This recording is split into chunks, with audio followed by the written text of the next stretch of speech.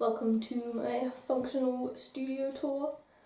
I have literally had such a nightmare with this room. It's been everything.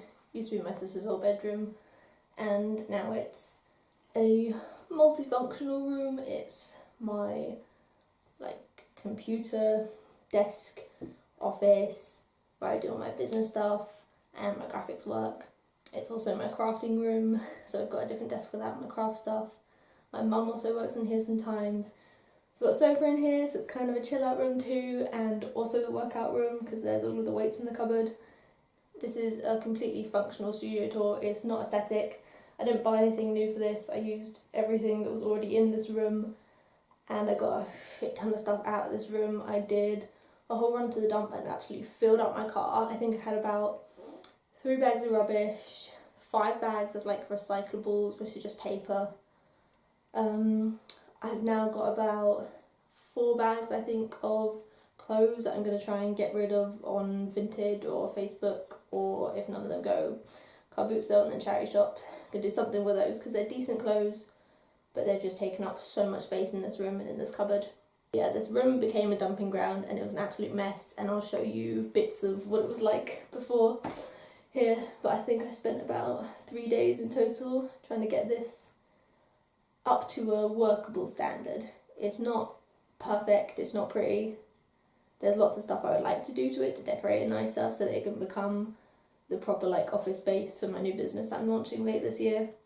So I'd like to do some decorations and kind of put some of my branding stuff, and I've got this logo thing that I'm going to make to put up on the wall behind here. Yeah, this is my studio tour for a multifunctional practical room. So over here is this ugly ass green wall, which I would have loved to paint, but I was doing this all in 3 days. I was not going to bother painting, so I turned it into a bit of a gallery wall just to try and cover up as much of the green as possible, to be honest. This is something that one of my mum's friends did for her. That's something from my sister's GCSE arts. It's really old. That was a poster I made for a pilot show that I did one day on. I made a shit ton of posters, so I just kept one.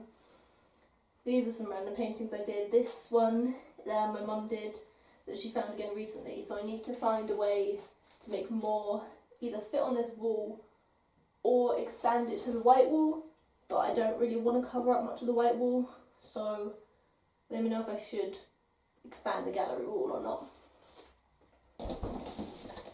So this is one of my favourite areas. I used to use this trolley, which was the £9 one from IKEA.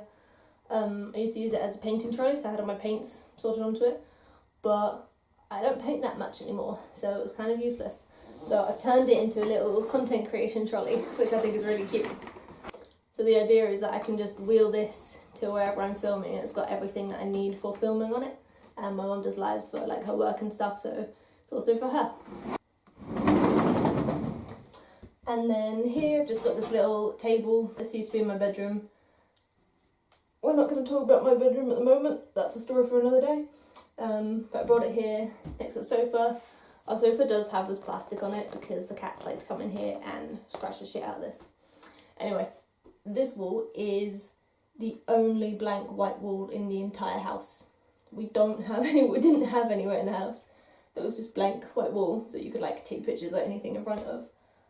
So I purposely left this clear and then put the sofa in front of this, so this is the designated filming area, so get used to this view. Now, here is one of the places that probably looks the least organised but is the most.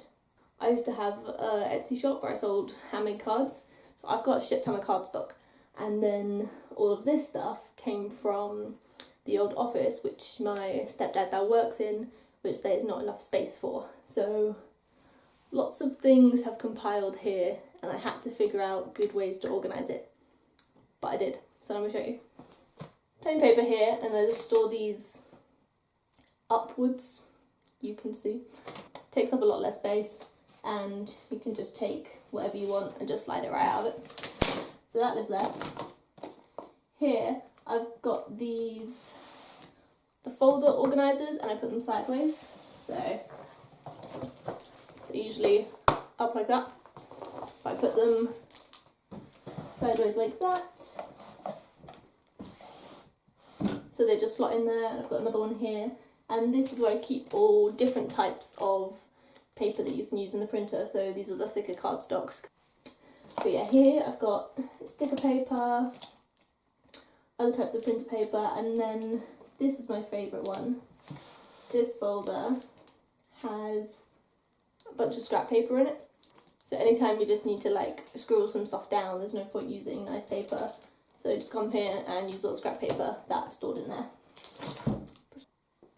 These are all notebooks. I have a lot of notebooks. I have a problem with notebooks. I love notebooks, but I don't use them as much as I should. That's the thing I've been trying to do this year, is use up everything that I have. So that's why these are on display, so I actually use them.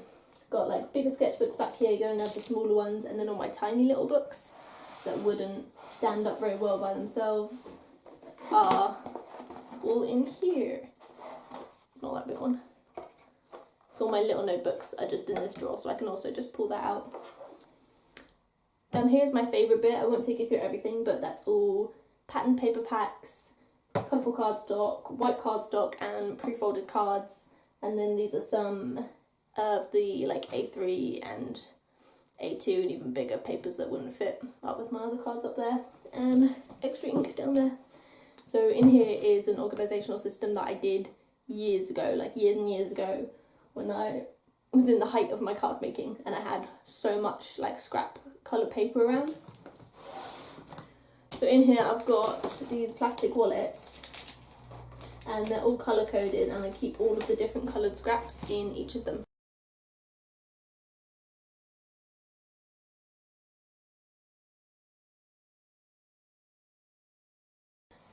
This is where I spend most of my time. I've got my big monitor up here, Bluetooth, keyboard and mouse, and then up on this box I used to have a proper shelf. I'm currently in a process of moving, so let's just ignore that. But I keep my laptop up on here, and then these are just connected by HDMI cable. But yeah, I try and keep this desk as clear as I can, and then I keep a bunch of stuff in the drawers here. This is another IKEA desk, which I have so many of, but they're all different. So this one, in this big drawer, I'll keep my planner, which is my lifeline, and then other little notebooks and the stickers for my planner and stuff. Over here is like my tech wires drawer, so that's my drawing tablet, pen. These are all of the cables for my Cricut machine over on my crafting desk, extra USB sticks, more cables down there, and calculators. And here I've actually rearranged these shelves because they're usually evenly spaced, but what I'd like to do is put the middle shelf up so much higher so that I can fit my folder file thing in there, so then I can store all of my folders upwards in the bottom of it. And then I've just got this little thin file box here which keeps all of my organisational stuff, so I could just slot that in the middle, and then that gives me lots of room up top. For the moment I've just got my laptop case in there, but I'm sure I'll put more in there in the future. So that's my office desk, and then over here we've got my crafting desk, also IKEA once again. This is the like trestle table legs, and all of these are little spaces that you can raise the desk up onto, which means that you can tilt it as well. So this is a great drawing desk. On these table legs, I just keep I've got my guillotine there, and then my toolkit there, which I've been using a lot to do the gallery wall. Got an extra chair and a little footstool over there. And then I keep my Cricut down here actually, because I don't need it all the time, but it's far too big to put in a cupboard, but it fits pretty perfectly on the table legs. So the Cricut stays there, and I've got the Cricut Explore Air 2. Up here I've got the classic pin boards, but they are not aesthetically arranged, they're arranged for what I need. I've got pencil cases hanging off down here, my pencil pots. These I actually love, these are really handy. Glues, sharps, sticky things.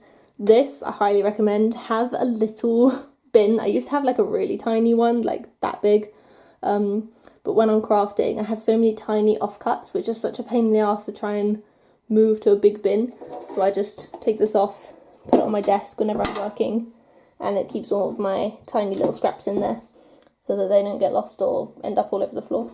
Over here is my crafting cupboard. This, once again, not aesthetic, it's functional. Things are in boxes, things are labelled, and then I have a list, like an inventory, of what is in everything. So I've got glass, paints, cards, scrapbooking, tissue paper. These are my tools that I use most often, which is why they're right in the middle of my height. For easy access, the things I use less often go down there because it actually goes really deep. This is all my model making stuff. And then these are things I previously made props that I want to keep for the nostalgia, but I don't have anywhere to put at the moment, so they just live up there with my little witch's hat that I love.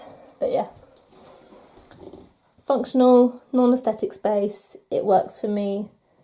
It doesn't need to be pretty.